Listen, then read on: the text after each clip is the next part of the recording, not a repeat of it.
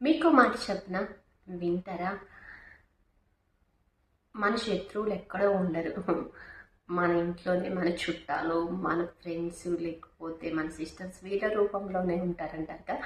అది నాకు నిజం అనిపిస్తుంది అప్పుడప్పుడు. ఎందుకు అంటే నేను అంటే ఏదన్నా వీడియోస్ చేసినప్పుడు కానీ, షేర్ చేయమని అడిగినప్పుడు కానీ, మా సిస్టర్స్ కానీ ఎవరో ఒకరు ఫ్రెండ్స్ కానీ ఏమంటారంటే, కొంతమంది చేస్తారు, కొంతమంది ఏమో ఆ మంచి కాన్సెప్ట్ చేయొచ్చు కదా, మంచిగా ఉంటే పెడతాము, మేము షేర్ చేస్తాము అంటారు.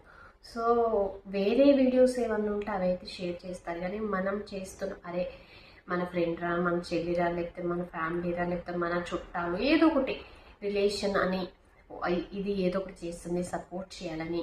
సో ఎవరు అనుకోరు, వారికి నచ్చితేనే వాళ్ళు షేర్ చేస్తారులే తప్ప చెయ్యరు. నేను చాలాసార్లు అడుగుతా, చేయొచ్చు కదా అని, మంచి కాన్సెప్ట్ చేయొచ్చు కదా అంటే, మనం ఏదో ఒకటి చిన్నగా స్టార్ట్ చేసినప్పుడే మనకి వాళ్ళ హెల్ప్ అవసరం వచ్చినప్పుడే చేయాలి, కానీ ఏదో స్టార్టింగ్లో చేయాలి అది చేయాలంటే సో అవ్వదు కదా. మనం ఏదో చిన్న ప్రయత్నం చేస్తున్నాం, చిన్న ప్రయత్నం చేసేటప్పుడే సపోర్ట్ చేయాలి, కానీ నువ్వు అలా చేయట్లేదు అలా చేయట్లేదు అంటే, మనకైనంత వరకు మన పాసిబిలిటీ ఉన్నంత వరకు మనకున్న నీడ్స్ వాటిలోనే వీడియో చేసినప్పుడు సపోర్ట్ చేయాలి కదా. సో ఏదో చేయాలి అంటే ఫస్ట్ మనం చిన్నగా ఉన్నప్పుడు స్టార్ట్ చేస్తేనే మనం పెద్దగా అవుతాం కదా.